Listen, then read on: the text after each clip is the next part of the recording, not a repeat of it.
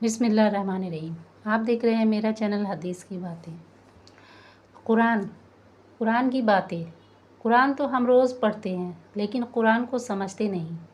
قرآن تو ہم فر پڑھ لیتے ہیں، لہٰذا قرآن میں اللہ کیا کہتا ہے کبھی ہم سمجھنے کی کوشش بھی نہیں کرتے۔ قرآن میں وہ سب دین کی باتیں ہیں جو ہم اور آپ نہیں جانتے۔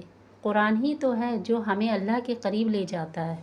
اب دیکھیے نا، بیٹی کی شادی کے وقت ماں بیٹی کو نصیحت دیتے ہوئے کہتی ہے سسرال میں اچھے سے رہنا، ساس سسر کی خدمت کرنا، شوہر کی تعظیم کرنا، بہت ساری نصیحت دیتی ہے۔ لیکن آج کل کی ماؤں کو کبھی یہ کہتے سنا ہے کہ سسرال میں جا کر اپنی نماز قائم رکھنا، روز قرآن پڑھنا، جو دین کی باتیں سکھاتی ہیں یہ اچھی ماں کی نصیحت ہے، جو دین کی باتیں سکھاتی ہے اور سسرال میں زندگی گزارنے کی اچھی صلاح دیتی ہے۔ جو مائیں نیک ہوتی ہے نا تو بیٹی کو بھی اچھی نصیحت دیتی ہے۔ جب بچہ چھوٹا ہونا اس کے کانوں میں اللہ رسول کی باتیں، نماز کی باتیں، قرآن کی باتیں سکھانی چاہیے۔ بچپنے سے بچوں کو دین کی راہ پر لائیں، بچوں کو سکھائیں قرآن کیا ہے، قرآن پڑھنے سے ہمیں کیا فائدہ حاصل ہوتا ہے، قرآن ہمیں پڑھنی چاہیے، بچوں کو سکھائیں قرآن کو، یہی ہمیں کیسے رکھنا چاہیے، کس طرح سے پڑھنا چاہیے، کون سے وقت میں پڑھنا چاہیے،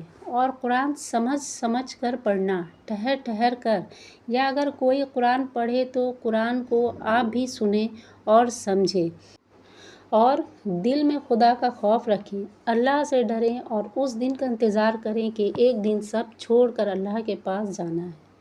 اپنے اچھے اعمال لے کر، یاد رکھنا قبر میں پہلا سوال نماز کی ہوگی اور قرآن سے آپ کو اور ہمیں شفاعت ملے گی۔